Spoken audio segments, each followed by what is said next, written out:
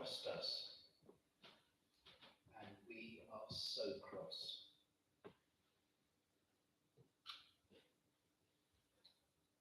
For centuries, Judea, with its capital in Jerusalem, was ruled by foreign empires.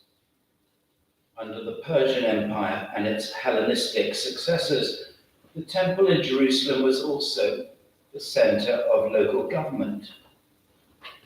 The high priest and the temple authorities were in effect the rulers of the Jewish people, though of course they owed their allegiance and tribute to their imperial overlords. This state of affairs continued into the 2nd century BC, when the Jewish people gained their independence from the Hellenists. That came about through a successful revolt led by a Jewish family known as the Maccabees. They ruled the Jewish homeland until it fell to Rome in 63 BC. The Jewish people knew a thing or two about revolution and regime change, and they didn't like what they saw. This Jesus was starting to cross a line. Rome initially ruled through the high priest, the temple, and a local aristocracy centered in the temple. This was Rome's favored technique throughout its empire, to appoint local collaborators from amongst the indigenous people to rule on their behalf. Their primary qualification was wealth. Rome trusted wealthy families. They had a pretty free hand to make themselves money as long as they paid the annual tribute owed to Rome. Everyone has a price, as the Passion story reminds us. But power struggles between aristocratic families led to appointing Herod. Yes, a man of ability, but someone who was notoriously ruthless and insecure, putting his subjects under surveillance and limiting the powers of the high priest. And the high priest and the temple authorities had a difficult task. Their primary obligation to Rome was loyalty and collaboration. They were to make sure that the annual tribute to Rome was paid and to maintain domestic peace and good order. It involved a delicate balancing act. They needed to collaborate enough with Rome to keep Rome happy, but not so much as to anger their Jewish subjects. Throw in the buzz of the festival and a few big egos, and it's easy to see in this dynamic how Caiaphas could come to say, "It is better to have one man die for the people than to have the whole nation destroyed. If we let him go on like this, everyone will believe in him, and the Romans will come and destroy both our holy place and our nation." Two processions entered Jerusalem on a spring day in the year 30. It was the beginning of the week of Passover, the most sacred week of the Jewish year. One was a peasant procession, the other an imperial procession. From the east, Jesus rode on a donkey down the Mount of Olives, cheered on by his followers. His message was about the kingdom of God.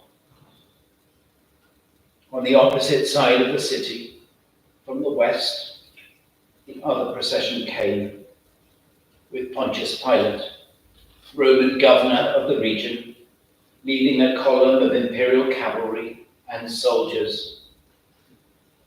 Jesus' procession proclaimed the kingdom of God. Pilate's proclaimed the power of empire. Two kingdoms in conflict, two processions that embody the conflict of this week that brings us to the cross. Pilate and the soldiers came in case there would be trouble. There often was, especially at the Passover, a festival that celebrated the Jewish people's liberation from an earlier empire. And it wasn't just a show of military might, but about imperial theology. The emperor was not simply the ruler of Rome, but remarkably, one of the ways that he was described was actually the Son of God.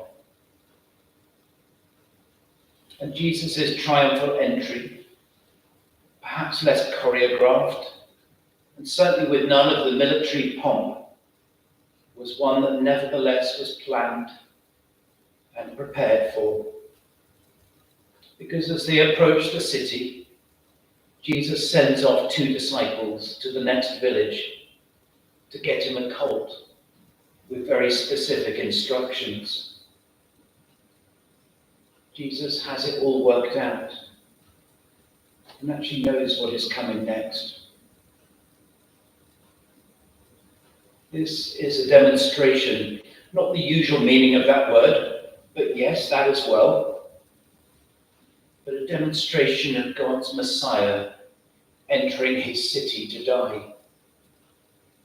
The contrast between the processions and the 2 kingdoms they represent lies at the very heart of the last days of Jesus and his execution by the powers who rule this world. But we need real care as we talk about Jesus in conflict. Not so much with the ruling authorities, but certainly when it comes to the religious authorities. This is not Jesus against Judaism. Much of the scholarship in the last 50 years or so has rightly emphasized that we must understand Jesus within Judaism, not against Judaism. Jesus was a part of Judaism, not apart from it.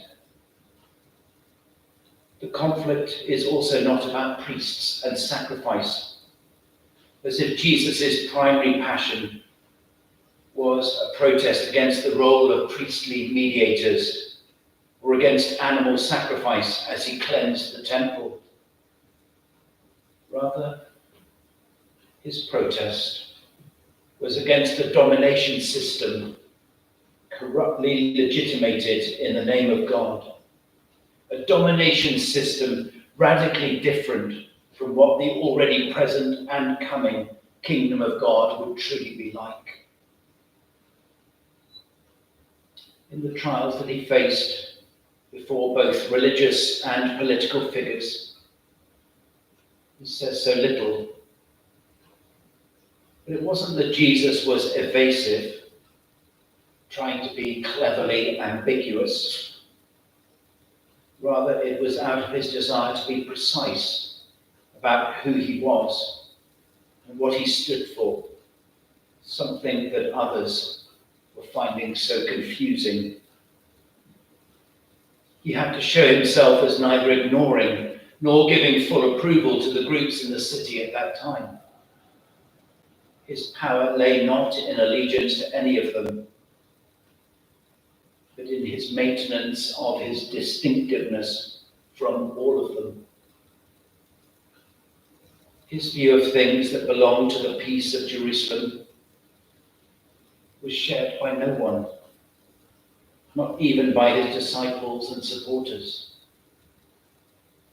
He comes into the city amongst crowds and in adulation, but in truth, he was as alone that day as he was by Thursday, shedding silent tears in a garden. And perhaps the ultimate crossing over is that of the crowd, the ones who greeted him on the road and run alongside him shouting, and now shouting a different refrain, no doubt whipped up by a few in the crowd. And Pilate asks, "Who do you want me to release for you? Jesus or Barabbas? The one they call the King of the Jews, or a known criminal?" And it's actually worse than this because of his name. Bar means son of. Simon Bar Jonah, Simon son of Jonah. And Abbas, like Abba, means father. So Barabbas means a man who is just the son of his father. Well, that's anybody. In other words, a nobody. We'd rather spare anyone than him. He's crossed us, and he must die.